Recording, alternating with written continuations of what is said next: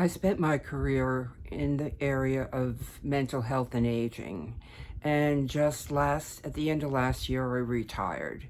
And as a result, because of course most of my life had been structured around the work environment, there was a big adjustment into the retirement mode, shall we say.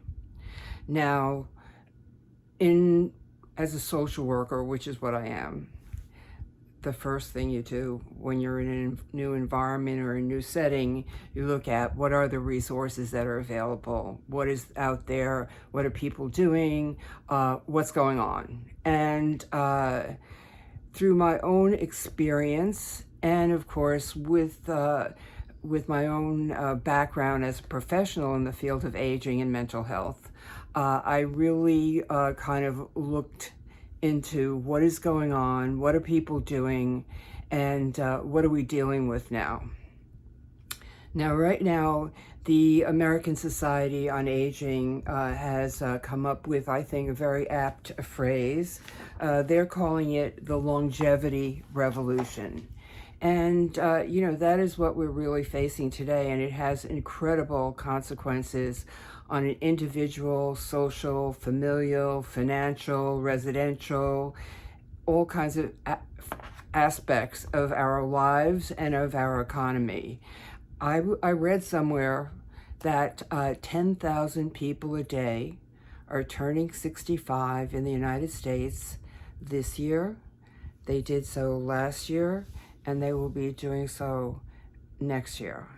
So we are being faced with a huge contingent of people who will be in our world requiring services, requiring all kinds of options, shall we say, that were never really available to the vast majority of humans for the whole history of the species on the planet. When they started Social Security in 1935, the average life expectancy in the United States was 62. It was a little higher for women, a little lower for men, so they could feel quite comfortable in indicating early retirement at 62, and then 65, and then a bonus if you made it to 70. And of course, a lot of people did not make it to 70 and that was what, now 1935, that's almost 100 years ago. I can't believe that. That's crazy, right? This is 1925. So it will be 100 years since the start of Social Security in 2035. So about 90 years ago, we were looking at a very, very, very different picture when it came to aging in the United States. And of course, this is a phenomenon in the entire developed world, but I probably will focus most on the United States. That's enough to deal with. That's a lot. That's already a lot. Now, what we're looking at now, even with COVID, I was looking at, I could double check, whatever, but it's something like the average life expectancy is approximately 78 in the United States now, even with COVID. And of course, we did knock off quite a few seniors with the COVID epidemic, because 85% of the people who died during the COVID epidemic in that first year were 65 and over, okay? So there was a, shall we say, culling of the herd that took place. But even so, we do have a huge number of people that are going to be aging here.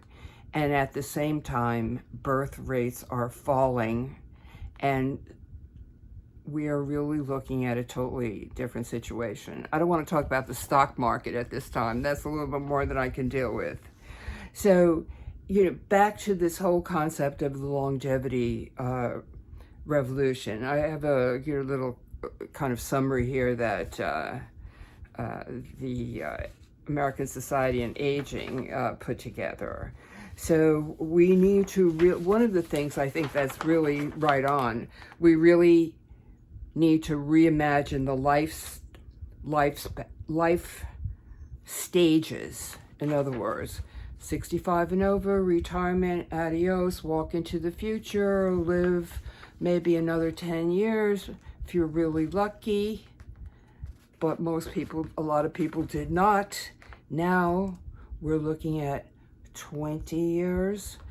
When I looked at it a couple of years ago, this was before COVID, the fastest growing segment of the population in the United States was 85 and over.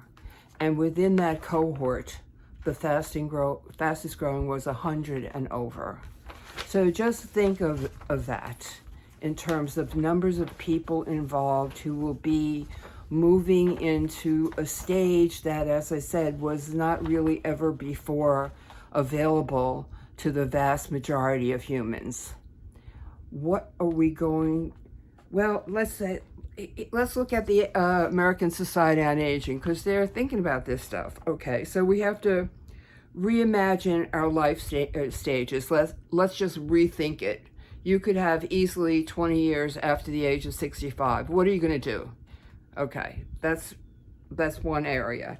Then we're talking about health span. Okay, now of course, because of the miracles of modern medicine, which, really, I have great respect for modern medicine, and I certainly am not a Luddite.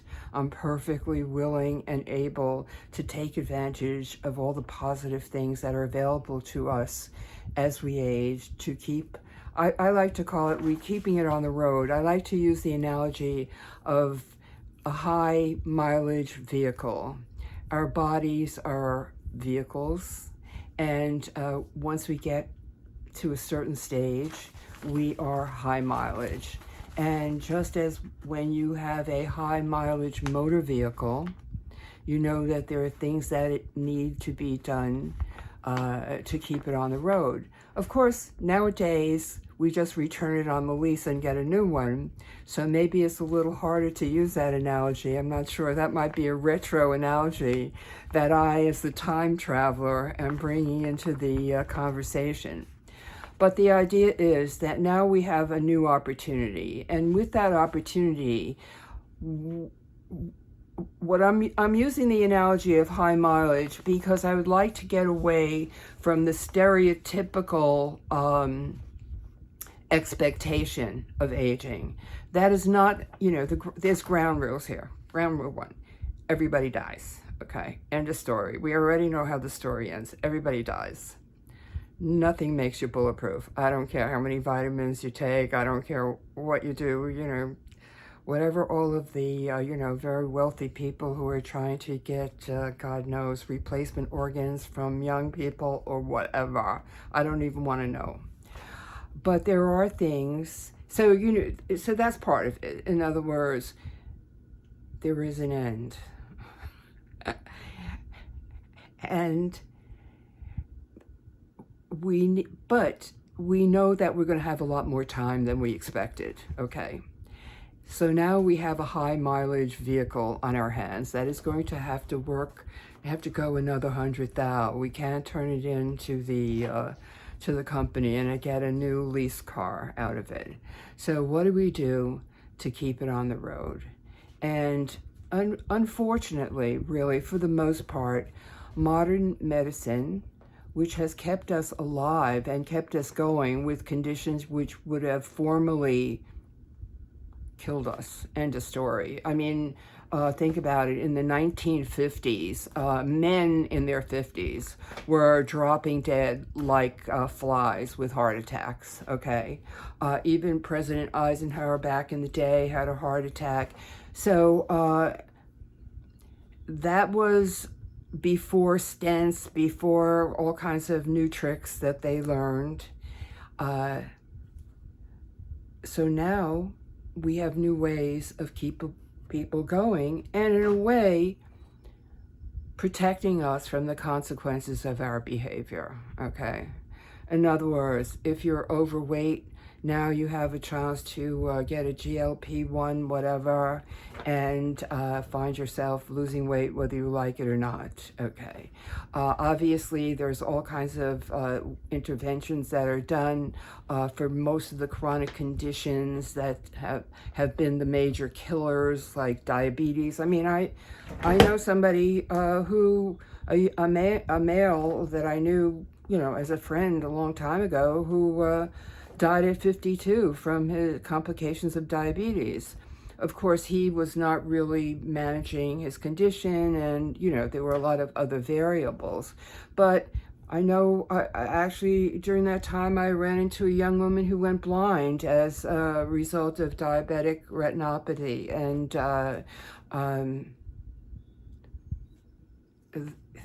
people, those chronic conditions, let's just say, modern medicine have improved our ability to manage the chronic conditions which ordinarily would have killed us more quickly in earlier days. Okay. But by managing the condition and extending the lifespan even with the condition, very often the functional quality of the life deteriorates more and more. So what we are now looking at optimally is the idea of functional longevity. Of course, as long as you're not dead, you're still functioning. So, even if you're very limited in mobility and have other major issues, even if you're in a wheelchair, you're still not dead. But the idea is to keep that vehicle on the road in the best possible condition for as long as possible, knowing that no matter how hard you try, anything can happen to you, but you try anyway, because that's your only shot, actually, when you get right down to it. So in any case, that is, a huge area of discussion. What are we going to do? What they are calling it here, as I said, health span versus lifespan. All right, so that was one of the areas. And oh my gosh, one of these things, poverty. Well, we're talking finances. We're talking money. In other words, with the how long ago did regular pensions disappear? I don't even remember. Now the only residual pensions we have left are the pensions from civil service, state employment, policemen, firemen, that sort of thing. And that is rapidly being eroded and undermined because the budgets of, the budgets of municipalities, of government, is also under huge stress. So the rest of us folks had to rely on a 401k. At some point, as I go forward, I'll really look into the numbers as regards to who has what in their 401k, but I'm going to tell you, in general, it ain't much, all right? So that is going to be a major issue as we go forward. People living much longer, what will be their financial underpinning? How will they manage? Okay. Then we go, I don't know, they don't have this here. They're just calling it averting an era of mass elder poverty. That's pretty harsh. Okay. And they have a couple of other things that are good too. But, connecting with the poverty is the impact on the family, and especially the families of the middle class. Okay. Basically, what used to happen for the middle class, everybody worked hard, did the best they could. Maybe if they were lucky, they bought a house back in, for instance, I know people who bought a house in this area where I live in the early 70s or, around that time. The house may be a 4-bedroom, regular, large, good-sized house. Could be anywhere from 35 to 55, 75,000. That was really hot, And so now, if those people were able to do so, which many of them were employed, the ones I know were employed by the university, by civil service, etc. They had a good pension. They got to the age of 65. Their house, which they bought in 1973, 4, 8, is now worth $750,000, $1 million, whatever. Now in the olden days, they would live a few more years. Maybe they would go live with their daughter who didn't live too far away, or their son and his family. And the appreciated value of the house would be preserved for the family. And the elder would, be taking care of the family, and when the time came, the end would come. But as I said, the longevity factor has now intruded. So maybe they would have died normally, like my parents died in their mid-60s. My father was 66 and my mother was 72 or 73. So, and had never needed, she was lucky. She had a neighbor that she paid to help her to stay in her home. But had she had to go into a facility such as assisted living or a continuing care community, or even needed a lot of expensive home health care or nursing care, the appreciated value of that real estate would have been eaten up by the care of the older person and not been passed down to the family to help maintain the middle class status and to enhance their financial base. So that is another huge thing that's an issue as we go forward. Okay, I want to just look at the other two ones they have and leave it at that for the moment. And then I will, I have a lot of intentions about what I want to do with this YouTube channel. I'm definitely starting from the ground up. I have zero technical skills. And I'm trying to do the best I can. But I call myself the time traveler because the technological revolution that I experienced as a young person was the switch from radio to TV. So that's my technological basis. So, and I work in a large organization where everything was supplied to me.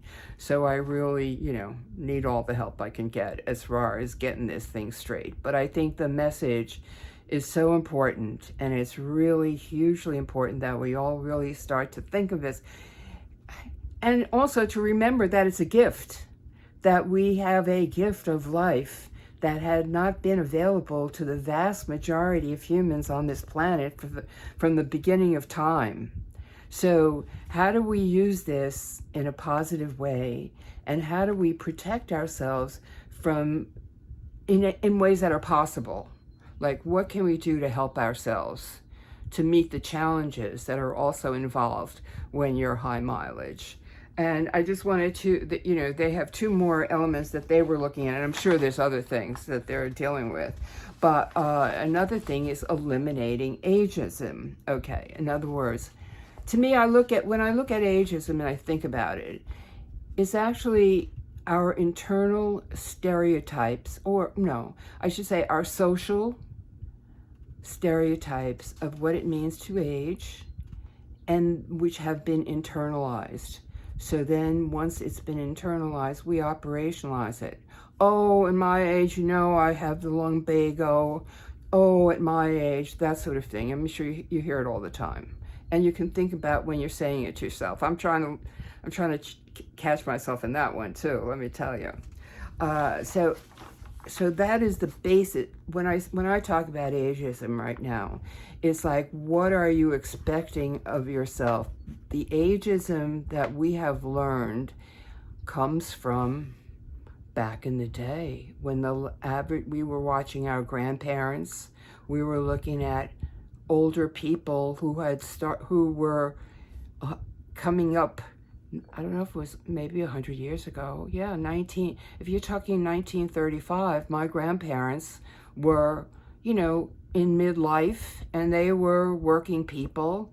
So then when I look at older people, I'm looking at my grandparents and how they behave. Now, they just happen to be hardworking, people that worked with their bodies their whole lives.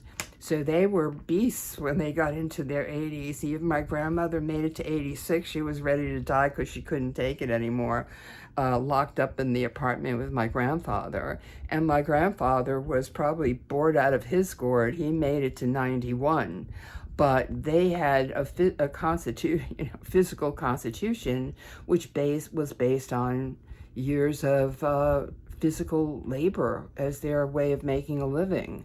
So they were amongst the group that was grateful to put down their tools at the age of 65 and just, the problem was there was no scenario. So now we have different scenarios. But as I was saying, ageism really is what we're telling ourselves we should be doing at any particular time as the years go by. So we now have an opportunity to think about what we're telling ourselves and how to tell ourselves things that are helpful. That's all. Nothing complicated. I'm not getting complicated. All right, and then the last one, which is really, again, hugely important, meaning and purpose.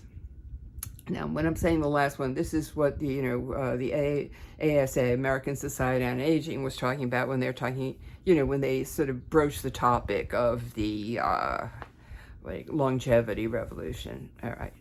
So they're in this particular iteration, they are looking at meaning and purpose, which is just another thing. Again, using my grandparents as an example, they work with their lives, with their bodies, their whole lives. So, and they and their peers were glad to put down their tools and relax, have a party, etc. Since for the most part in that generation, the lifespan, if the average life expectancy in 1935 was 62, they were looking at 65. All right, so you make it into your 70s, good luck. Now, so like you can now, you can just party, and that's fine.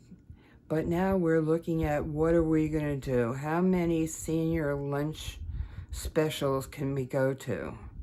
How much bingo do we really want to play? Is there something sensible we can do to keep our minds and bodies active? Because we now have this gift of life.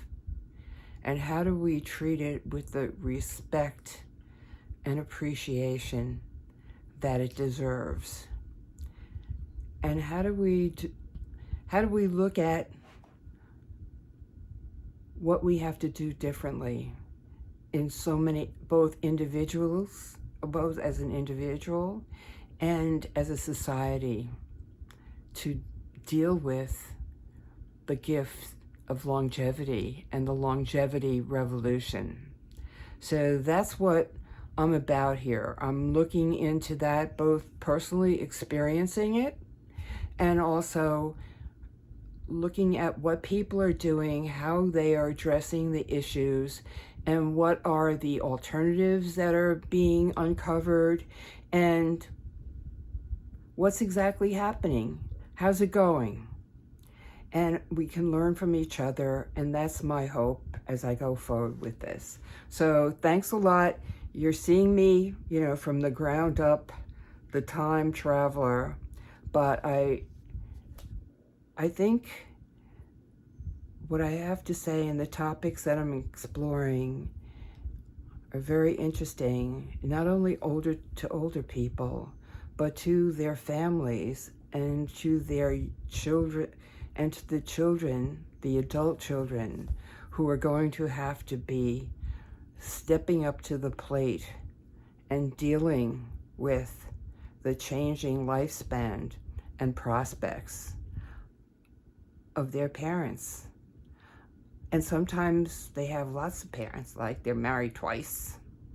So there's all kinds of parents all over the damn place to have to deal with. So, okay, we'll see what happens as we go forward, but it should be an interesting journey with the time traveler.